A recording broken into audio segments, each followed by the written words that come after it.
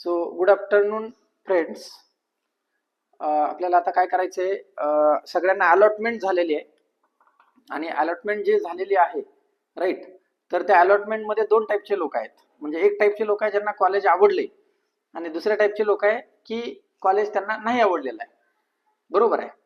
आणि तिसऱ्या टाईपचे लोक असे लोक आहे की ज्यांना काय करायचंय, की तिसऱ्या टाईपच्या लोकांना काय करायचंय की त्यांना डायरेक्ट कॉलेज फ्रीज करायचंय. आणि चौथ्या टाईपची लोक असे आहेत, चौथ्या टाईपचे विद्यार्थी की ज्यांना काय अलॉटमेंटच नाही झालेली. ओके, तर ज्या विद्यार्थ्यांना अलॉटमेंट नाही झालेली त्यांना काही करायचं नाहीये, बरोबर. पण ज्या विद्यार्थ्याला अलॉटमेंट झाले म्हणजे सगळेच राईट, त्यांनी काय करायचंय, हे तुमचं सीईटी सेलचं लॉग इन आहे, इथे तुम्ही लॉग इन करायचंय. पहिल्यांदा बघूया आपण पहिल्या अलॉटमेंट नंतर आपल्याला काय करायचंय ते.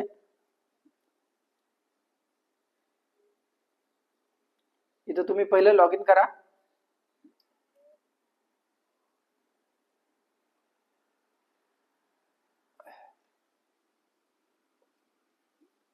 लॉग इन केल्यानंतर तुम्हाला एक अशी स्क्रीन ओपन होईल, इथं नॉट अलॉटेड दिसेल, ठीक आहे. आणि इथं तुम्हाला 4 स्टेप दिसतील. या 4 स्टेप आपल्याला कंप्लीट करायचे आहेत. सो पहिली स्टेप आहे सगळ्यांना कंप्लीट करायचं, म्हणजे ज्यांना अलॉटमेंट झाली आहे त्यांना या स्टेप कंप्लीट करायचे. आता याच्यात असे काही लोक असतील की ज्यांना हेच कॉलेज घ्यायचे, त्यांनी इथं काही नाही करायचं, त्यांनी डायरेक्ट कॉलेजला जायचं आणि कॉलेजला जाऊन तिथं ऍडमिशन सेल मध्ये ही प्रोसेस करायची. ज्यांना पुढच्या राऊंडला जायचे राईट, त्यांना आपलं हे सीट रिझर्व करायचंय, त्यांना ह्या 4 स्टेप. सो या 4 स्टेप काय मी तुम्हाला सांगतो. त्यातला पहिली स्टेप आहे सेल्फ व्हेरिफिकेशनची, म्हणजे आपण जे डिटेल सबमिट केले होते ते बरोबर आहे. दुसरी आहे फ्रीज किंवा बेटरमेंटची आणि तिसरी सीट ऍक्सेप्टन्स फीची. ओके सर, आपण पहिल्या स्टेपवर येऊया, सेल्फ व्हेरिफिकेशन. सो इथं आपलं नाव, मोबाईल नंबर, 10वीचे मार्क, 12वीचे मार्क बरोबर आहेत का बघा. प्रोसीड करतोय मी.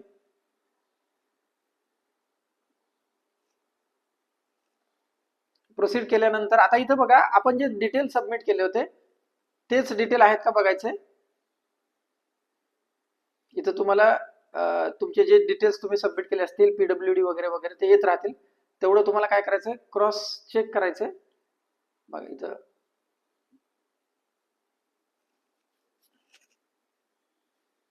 बऱ्याचदा साईट थोडस लोड घेऊ शकते.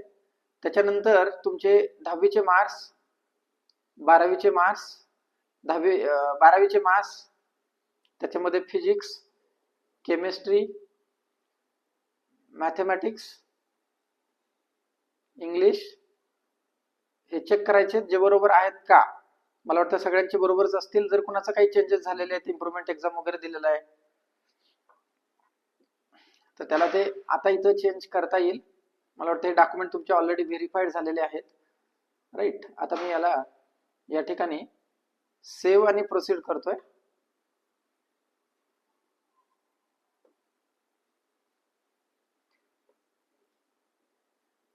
थोडीशी वेबसाईट लोड घेते.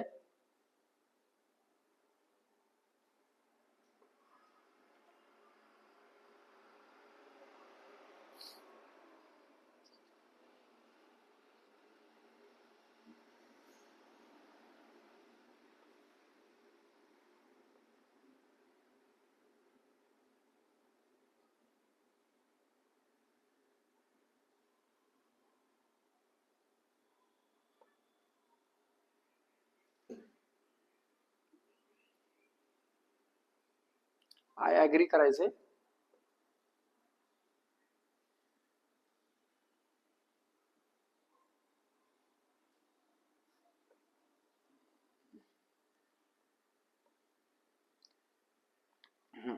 आता पहिली स्टेप आपली सेल्फ व्हेरिफिकेशनची कंप्लीट झालेली आहे.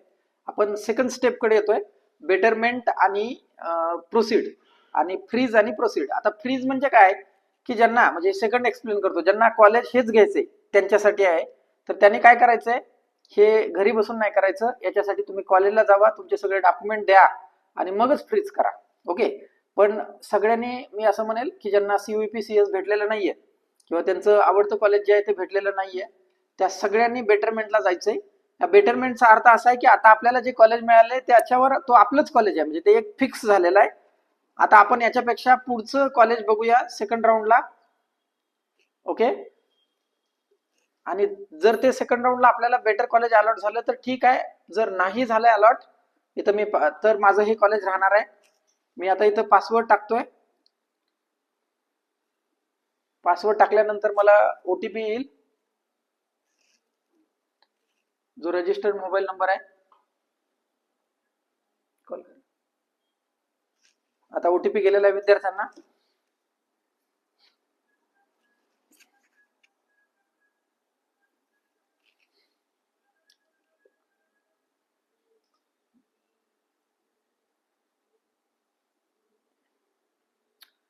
आता स्टुडंटला कॉन्टॅक्ट करतोय आम्ही.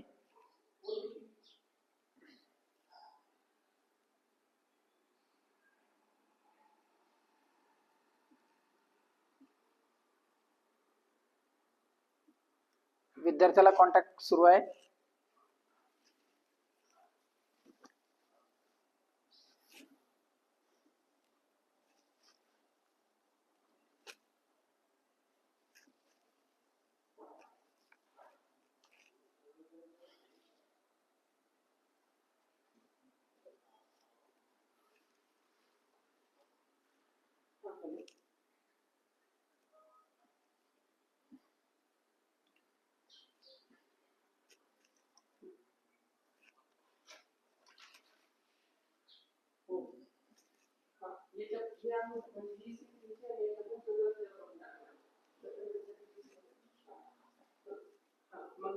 ओटीपी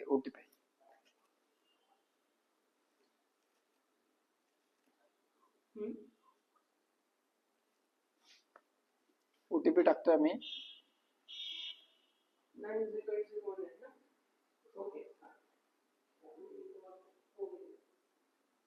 व्हेरीफाय ओटीपी करतोय मी इथं. आता तुमचं व्हेरीफाय झालेलं आहे, राईट. याच्यानंतर आपल्याला काय करायचं, बेटरमेंट पुढच्या राऊंडला आपण जातोय. इथं आपल्याला त्यांची जी 1000 रुपये फीस आहे ते आपल्याला पे करायचे. ओके.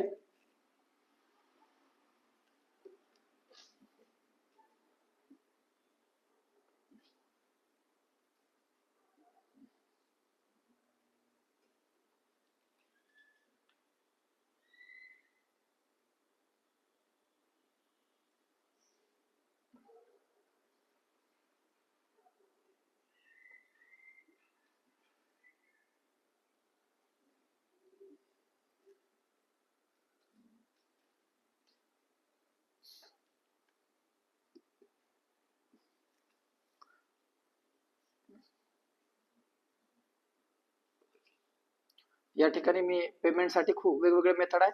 आपली जी QR ची मेथड आहे मला वाटतं ती सगळ्यात सोपी आहे. QR मी इथं या ठिकाणी स्कॅन करतोय आणि स्कॅन केल्यानंतर मी माझ्या फोनपे वरून, इथं वेगवेगळ्या मेथड्स आहेत, तुम्ही UPI ची मेथड हे करा. मी 1000 रुपये सीट ऍक्सेप्टन्स फी पे केलेली आहे. पेमेंट सक्सेसफुल झालेलं आहे या ठिकाणी.